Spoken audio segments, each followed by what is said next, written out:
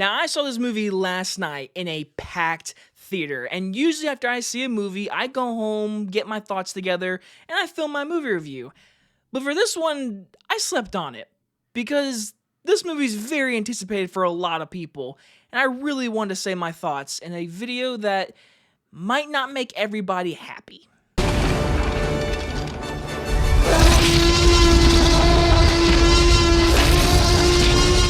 Maxine stars Mia Goth and is about in 1980s Hollywood adult film star and aspiring actress Maxine finally gets her big break. But as a mysterious killer stalks the starlights of Hollywood, a trail of blood threatens to reveal her sinister past. From writer, director, producer, and editor Ty West, we now have Maxine, the end of the X trilogy. These two movies are really freaking good. I actually rewatched them before going to see this new movie because I just wanted to see how these movies hold up, and they are still very awesome. And so, a lot of us horror fans, the horror community, we are excited for Maxine. We wanted to see how Ty West is going to wrap up this trilogy. Will it be one of the best horror trilogies ever? Who knows? But I was very excited for this movie. I can't lie. I wanted to see this movie in a theater, and I got to see it with a packed crowd.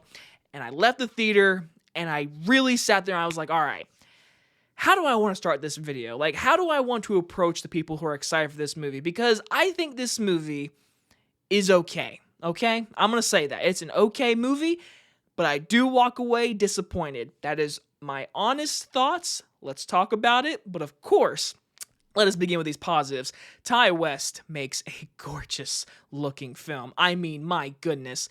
Giallo is written all over this movie, and it is so inspiring to see Ty West take 1980s horror, the dirty grunge of what it is in Hollywood and what porn and all that kind of stuff was doing back then, and put that in this movie, and it looks glorious. The lighting, the colors, the makeup, the costumes, the music, the production design, the old cars, the background, I mean, seriously, this production deserves a round of applause. Truly felt just 1980s grunge, and it worked a lot in this movie. It honestly is going to be like the talk of this movie. Like, people are going to walk away saying, man, that felt like a 1980s movie. It just felt like a 1980s like slasher, and how the effects of the blood and certain kills in this movie and the giallo effect. If you're a true horror fan, you know, like these certain things in this movie, looking at it, it's just Ty West made a great looking movie, and he also edited this movie too, which is just insane. I love that. And I think he truly did make this world come to life in this movie. Now, we do have Mia Goth returning as Maxine. I really liked Maxine. I do. I think this movie does good on her character for honestly having stuff from the movie X really affect her. I do have a little issue on how more of like the character Pearl affected her. I think that was kind of just danced around. I think they could have gone way more deeper on why Maxine is so affected by Pearl herself and the incidents that happened in X. But I think for the most part, it was more focused on pushing her character forward because she's obviously a porn star and she's trying to move on to that, and she's working on this new movie and a horror film. And you have Elizabeth Debicki, who's the director, who I might say this, stole many scenes from me. She was fantastic. I thought she was like truly like maybe my favorite performance. And Kevin Bacon he's something in this movie. But if you're going to this movie hoping to see like Lily Collins and Halsey, don't. They are both in like one scene each, so just don't get too excited if you're looking forward to them. But when it comes to more to like Kevin Bacon's character, I found his character interesting. I think his performance is a little over the top, but in certain scenes, it works. It really works. Then in other scenes, I'm like, I feel like you're being a little too overboard. At least for me, it was. But the thing I really have an issue with his character is he has something that he is supposed to do in this movie. He says it to Maxine, and his character motivation changes at one point, and how he treats the rest of the movie feels so different because of a serial killer is on the loose. And that felt more important than Kevin Bacon and how he runs into Maxine and how it gets involved with her agent. And that stuff just felt kind of like, why did we need to put so much focus on this? Especially how Kevin Bacon's character motivation changes kind of dramatically, that I really didn't buy. That's just me though. So I would like to hear people's opinion on that section. But like I said, the production of this movie is going to be the talk of this movie, and a lot of just like the camera work, the cinematography, and it's really good stuff.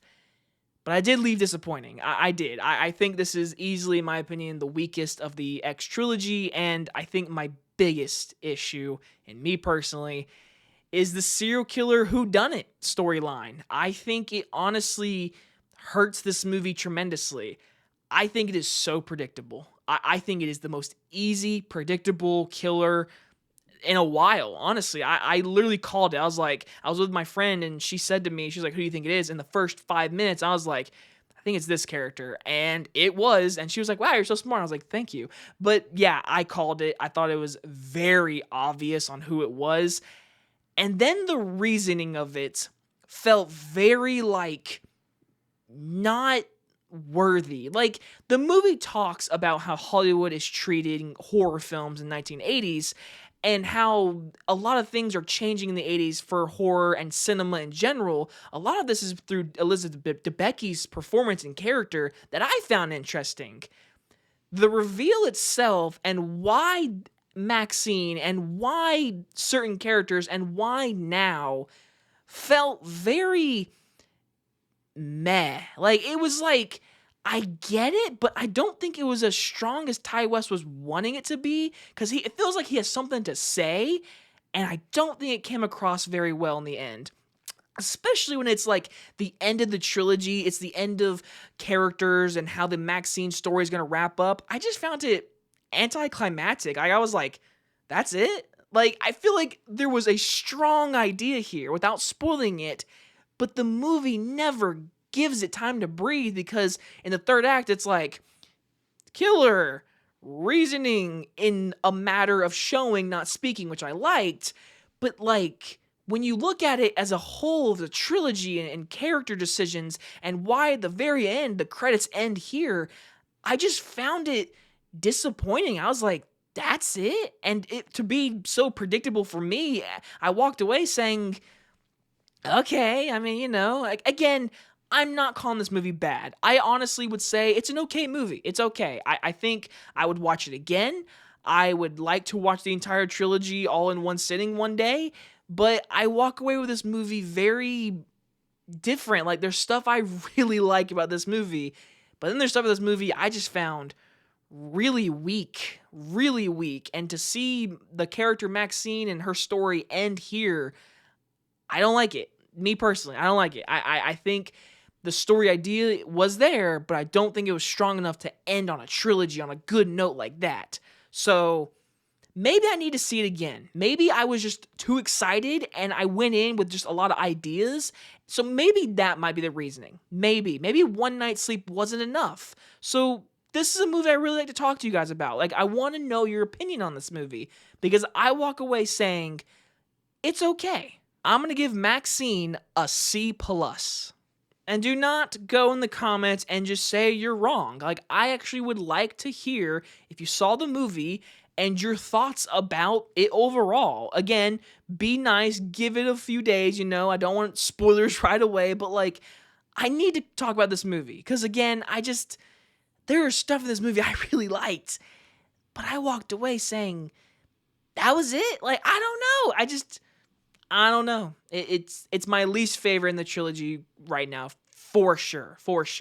But I actually recommend all my horror fans, go see this one in the theater if you can. I really like to hear you guys' opinion. And if you guys enjoy this movie review, I'll see you guys on the next one. Bye, everybody.